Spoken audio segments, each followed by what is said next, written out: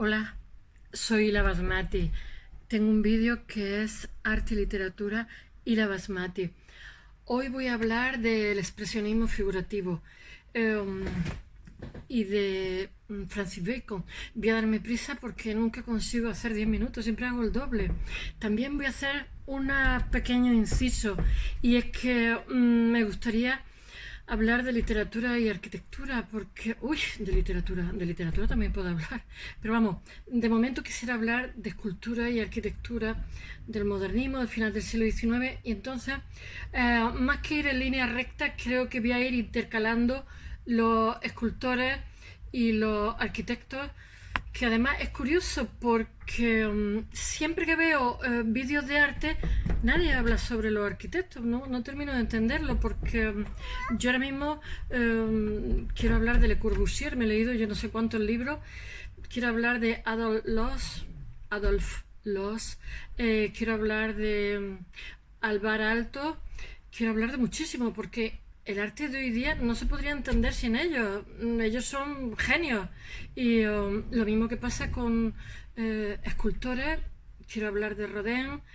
Quiero hablar de los que nos precedieron, que fueron muy, muy buenos y que cambiaron la funcionalidad, cambiaron el aspecto de las casas y de la realidad, y me parece imprescindible, por lo que no os sorprendáis, quiero también hablar de la fotografía y del cine, no os sorprendáis si voy intercalando en estos temas, pensaba ir en línea recta pero no, voy a ir intercalando arquitectos, voy a hablar también de Frank Capra, que es interesantísimo, y voy a ver si alguna vez consigo meter imágenes, que soy un poquillo oligofrénica con estos temas. Creo que me voy a ir a un grupo de adolescentes, les voy a pagar para que me den un curso, a ver, de mamá borrica, porque es que no consigo, ¿eh? Pero esta noche lo voy a intentar de nuevo, así que si no recibís vídeo hoy, es que esta noche desgraciado el vídeo, mañana volveré a contaros las mismas cosas. Bueno, al loro. Expresionismo figurativo, porque mira, aunque yo diga que el expresionismo hay que asociarlo a la abstracción, no es cierto. El expresionismo hay que asociarlo, no el expresionismo, por favor, que mucha gente me está diciendo el expresionismo de principio de siglo, no tiene nada que ver. Este es el expresionismo abstracto. No hay que asociarlo tanto a la abstracción como a la subjetividad. Entonces, por ejemplo, Lucian Freud, Francis Bacon, que tiene el mismo nombre que el filósofo, pues es figurativo. Lo que pasa es que es un subjetivismo que tiene las caras deformadas, retorcidas. En fin, la Koplovich, ya estoy yo con los cotilleos, tenía una obra de Bacon y como resulta que le desagradaba, todos estos son coleccionistas porque tienen mucho dinero negro, pero bueno, la vendió y justo al año, a los 2 años, se quintuplicó su valor. Es que me fastidia mucho eso de que asco, que no me... Bueno, en fin, para gustos colores. Si a la mujer no le gustaba, pues se deshizo de ella. Ya estoy empezando por el final. Venga, expresionismo abstracto. Tengo tantos nombres, unos chuletacos que tengo aquí, que para qué, porque es que son unos nombres... Bueno, a la par que el expresionismo abstracto norteamericano, pues se genera otro más figurativo. Ahora predomina la gestualidad, la violencia, como dice ayer, la violencia expresiva en el trazo, el valor de la carga matérica, le echan arena, le echan tierra, le echan arcilla, le echan todo lo que pillan, porque, ay, que me dan los picores, ahí también se rinde tributo al primitivismo. Ya lo he dicho que la arqueología... Uy, la arqueología... Estoy fatal, ¿eh? Estoy espesa, que decimos en Andalucía. La antropología tiene un valor muy importante. A mí hoy creo que me conozco más arqueológico, no está nunca en el Prado, me van a matar. No porque no quiera, me conozco el Louvre 50.000, el National Gallery, he visto un millón de veces. Pues cada vez que voy a Madrid pasa algo, hay una cola muy grande, o hay una huelga, o yo qué sé, me sé todo lo que hay en el cuadro, me sé las colecciones del Bosco, me sé todo Velázquez, y después tengo también miedo, he de deciros, que cuando llegas a estas salas que están protegidas por seguro, les ponen unas cositas a las ventanas que resulta que los colores no se corresponden con la realidad y lo tienes que ver con luz cenital y casi en penumbra, porque si no los seguros no cubren.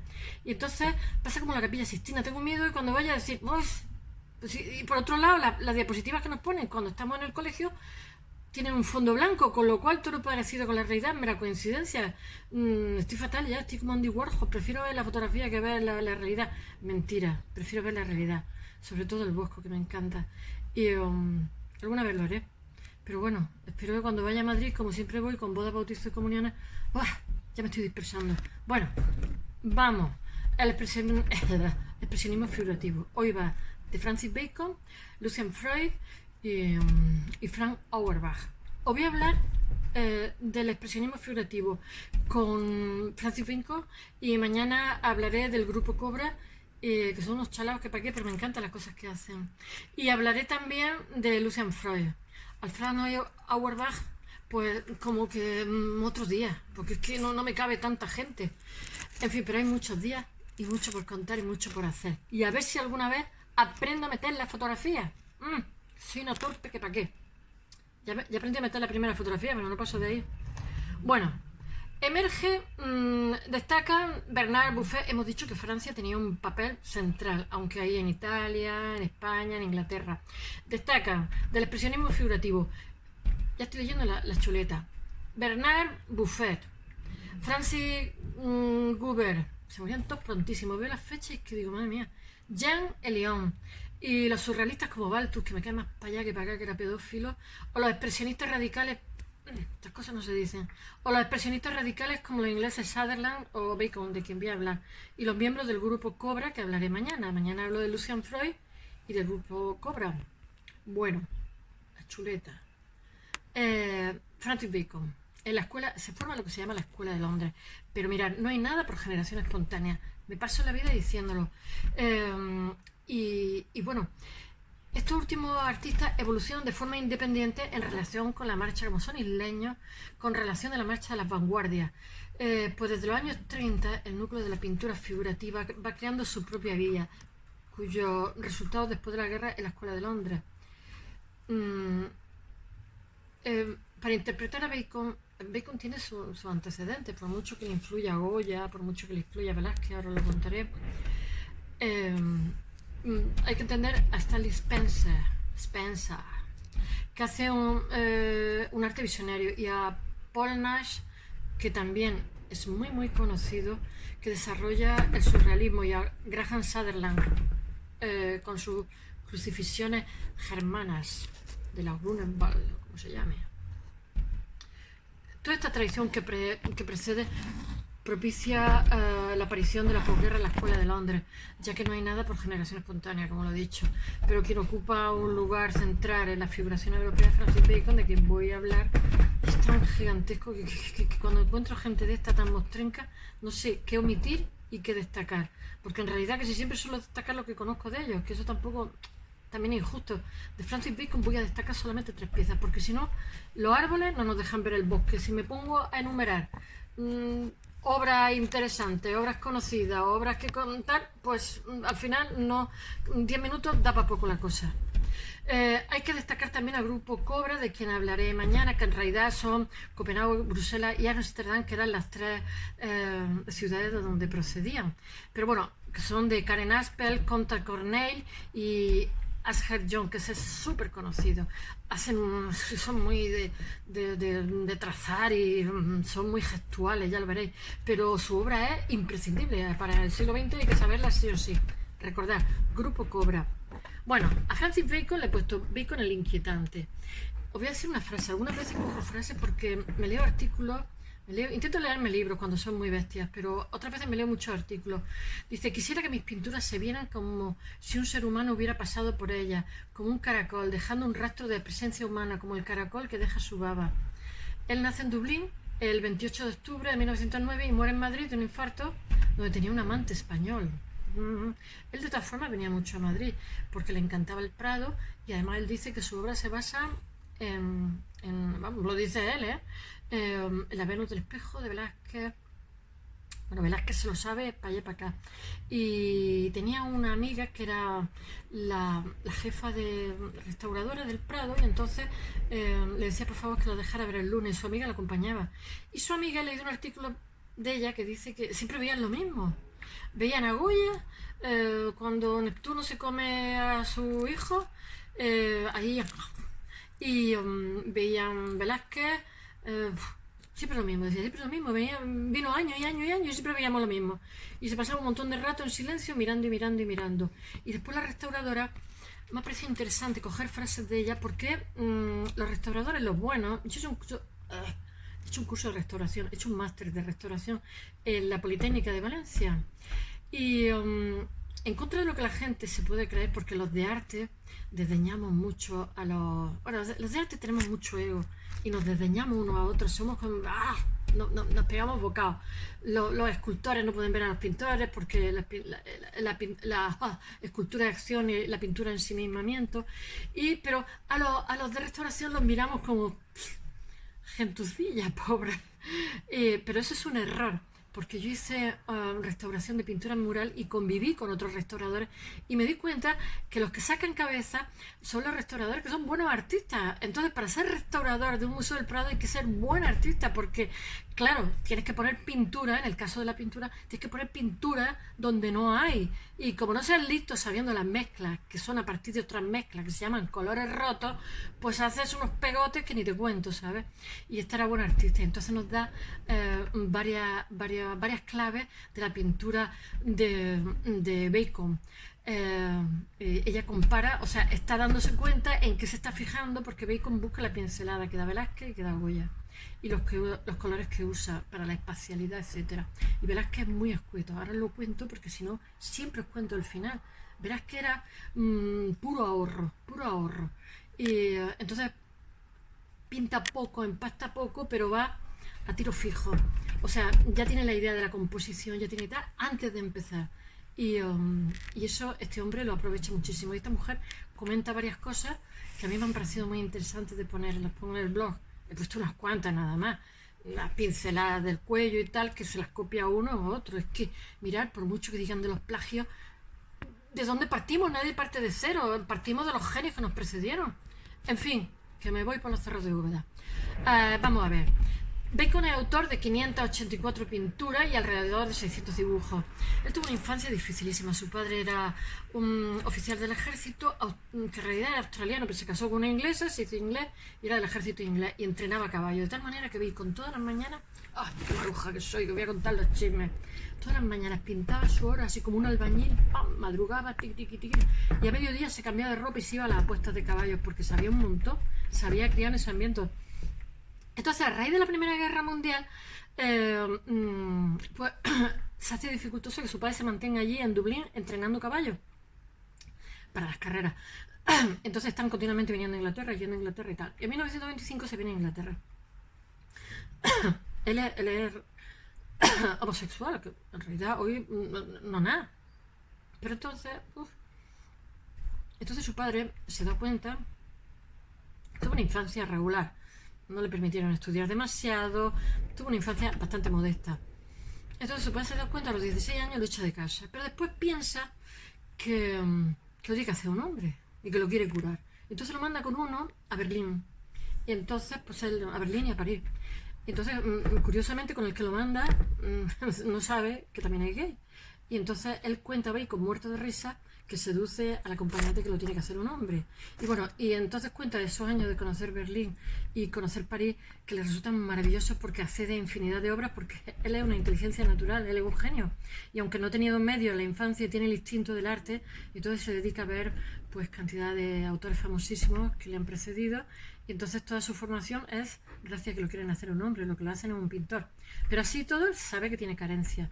Entonces él se busca la vida, hasta aproximadamente 1945, se busca la vida vuelve a Inglaterra, de decorador de interiores, que los ingleses ya sabéis que son muy amantes, porque hace un frío del demonio y le gusta mucho la decoración de interior. Y hace obra, pero le parece tan horrorosa que la destruye. Y es a partir de 1944-45, por eso pertenece al expresionismo de posguerra, después de la Segunda Guerra Mundial, cuando la obra que él hace, él considera que es suya. Y entonces, pues es cuando comienza. Me estoy adelantando, madre mía, qué poco orden. Bueno, hay que... En esta posguerra, los dos autores realmente cañeros, porque tengo que decir esa palabra, cañeros, que dominan son tristones y están hablando del duelo y de los seres humanos, que somos una puñetera basura, que somos salvajes entre nosotros.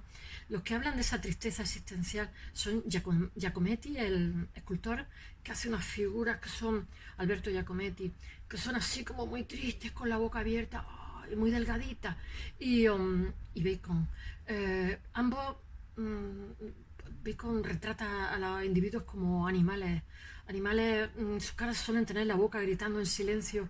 Los dos son seres humanos, aparecen aislados y solitarios, que eso sí, por favor, si no conocéis a Giacometti, iros a internet rápido, urgente y darle Giacometti. Imágenes, os va a encantar, de verdad, son maravillosas, pero es subjetivismo en estado puro, lo mismo que Bacon, que son todos trazos ágiles donde solamente hay espiritualidad. Por eso, bueno, es una especie de abstracción, no abstracción, ahí estamos. Bueno, en 1944, por primera vez, él hace una obra que quiere que sea vista, que es el tríptico de figuras de a pie. Lo leo porque es que, hija mía, no me lo sé. He destacado solamente 3 piezas. No quiero que nos muramos de éxito, de saber tanta cosa, porque al final no sabemos nada. La figura de a pie de una crucifixión. Esta obra está marcada por un discurso creativo donde muestra el instinto autodestructivo. Él era muy autodestructivo. Sus 2 amantes principales, que vivieron con ellos un montonazo de años, que casi siempre solían ser sus modelos, pues se suicidan. En fin, bueno, en 1945 Bacon ya tiene un lenguaje propio que más tarde se vuelve obsesivo y redundante. En 1949, desde un inicio, ya lo fichan en el MoMA y en todos sitios, y la ¿cómo se llama? La Marlboro, que lo explotó un poquito, ¿sabes? Pero desde un inicio ya lo hace suyo, ¿sabes? Firma un contrato de exclusividad con él. Adquiere las pinturas en 1946, el MoMA, el Modern, no me lo sé, Museum of Art, no, el Modern Museum Art of New York. Anda que el inglés se me está yendo de no usarlo. Bueno, en 1949 Bacon desarrolla las variaciones del retrato de Inocencio X, de las que hace 40-50.